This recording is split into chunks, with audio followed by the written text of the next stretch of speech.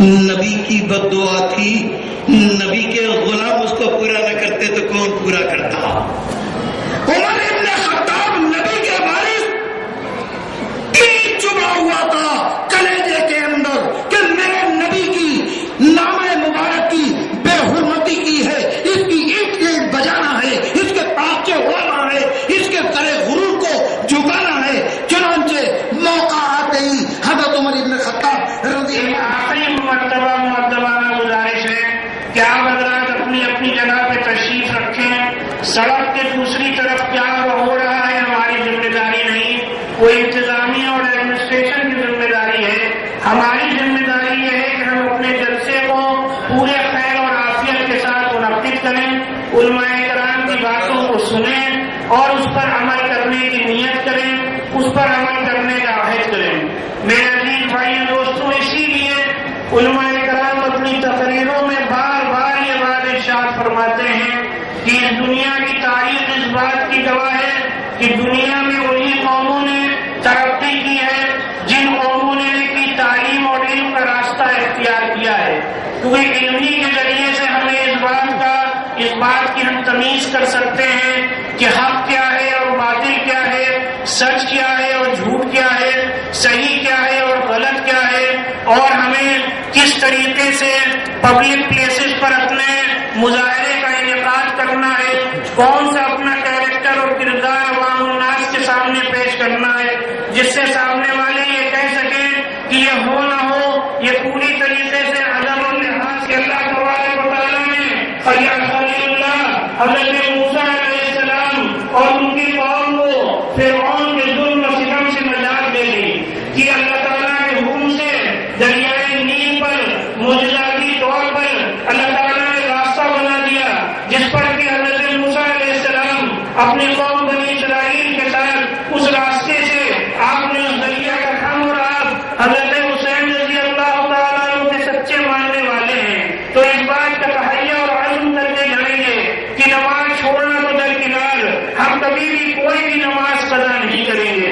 میرے عزیز بھائیو دوستوں، یہی ان جلسوں کا مقصد ہے کہ ہم اپنے نوجوانوں تک تو اسلام کا شہادت سے متعلق صحیح عقیدہ ہے وہ ان تک پہنچائیں کہ اللہ قرآن میں ارشاد فرما رہا ہے کہ وَلَا تَقُولُوا لِمَن يُقْتَلُ فِي سَبِيلِ اللَّهِ أَمْوَاتٌ بَلْ أَحْيَاءٌ وَلَٰكِن لَّا تَشْعُرُونَ، یعنی جو لوگ اللہ کی راہ میں شہید ہو ان کو مردہ نہ کہو بلکہ وہ زندہ ہیں، لیکن ان کو شعور نہیں۔ میرے آقا نبی کریم صلی اللہ علیہ وسلم ارشاد فرما رہے ہیں کہ طوبیٰ لمن مات فی سبیل اللہ وطوبیٰ لمن قتل فی سبیل اللہ، یعنی بشارت ہے ان لوگوں کے لیے جو اللہ کی راہ میں مارے جاتے ہیں اور بشارت ہے ان لوگوں کے لیے جو اللہ کی راہ میں قتل کیے جاتے ہیں۔ اللہ تبارک و تعالیٰ سے دعا ہے کہ اللہ تعالیٰ ہمیں اور آپ کو صحیح طور پر نبی پاک صلی اللہ علیہ وسلم کی لائی ہوئی شریعت پر عمل کرنے کی توفیق عطا فرمائے اور ہمارے اس شہر اور ہمارے اس ملک میں ہر طریقے سے امن و امان قائم رہے۔ وآخر دعوانا الحمد للہ رب العالمین۔ اللہ فرما رہا ہے لا تتخذوا اليهود والنصارى اولیاء، یہود و نصارہ سے دوستی کا معاملہ نہ کرو۔ آگے ایک بات اور کہی دوسری جگہ فرمایا لا تتخذوا بطانة من دونكم لا يألونكم خبالا، کہ اے ایمان والو ان کو استر نہ بناؤ۔ استر کسے کہتے ہیں؟ یہ صدری، اس کے اندر یہ کپڑا جو ہے یہ استر، یعنی اپنے دل سے ان کو نہ لگاؤ، یہ دھوکہ دیں گے، یہ بدعہدی کریں گے، عہد و پیمان کرنے کے بعد توڑ ڈالیں گے۔ پھر اسی طرح ایک بات اور کہی کہ یہ جو دو لوہے منافق ہوتے ہیں کہ دیکھنے میں کیسے اور اندر سے کیسے، کہ وَإِذَا لَقُوا الَّذِينَ آمَنُوا قَالُوا آمَنَّا وَإِذَا خَلَوْا إِلَىٰ شَيَاطِينِهِمْ قَالُوا إِنَّا مَعَكُمْ، کہ جب مسلمانوں سے ملتے ہیں تو کہتے ہیں ہم تو آپ کے ساتھ ہیں، اتحاد کے دعوے دار۔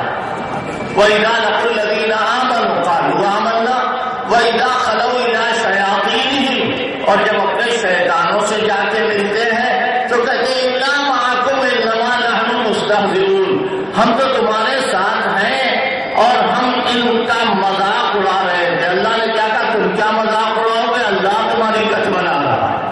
اللہ تبارک و تعالیٰ تمہارے ساتھ جو معاملہ کر رہا ہے وہ اللہ یستہزئ بہم ویمدہم فی طغیانہم یعمہون. اللہ ان کو ڈھیل لیے ہوئے، اللہ ان کے ساتھ جو معاملہ کرے گا وہ دنیا دیکھے گی. میرے بھائی دو باتیں تمہارے سامنے آئی. منافق ہمارے دوست نہیں ہو سکتے. قرآن کیا کہہ رہا ہے؟ وَمِنَ النَّاسِ مَن يُعْجِبُكَ قَوْلُهُ فِي الْحَيَاةِ الدُّنْيَا وَيُشْهِدُ اللَّهَ عَلَى مَا فِي قَلْبِهِ وَهُوَ أَلَدُّ الْخِصَامِ. یہ جب سامنے آتے ہیں واللہ باللہ اس طرح کی باتیں کرتے ہیں. وَإِذَا تَوَلَّىٰ سَعَىٰ فِي الْأَرْضِ، اور جب پھرتے ہیں تو کھیتیاں جلا دیتے ہیں، نسلیں جلا دیتے ہیں، بربادی پیدا کرتے ہیں. یہ طریقہ تمہارا نہیں ہونا چاہیے. فاللہ کرم ہوا علت الخصام، سب سے بڑے جھگڑالو یہی ہے، انہی لوگوں سے جھگڑا پیدا ہوتا ہے.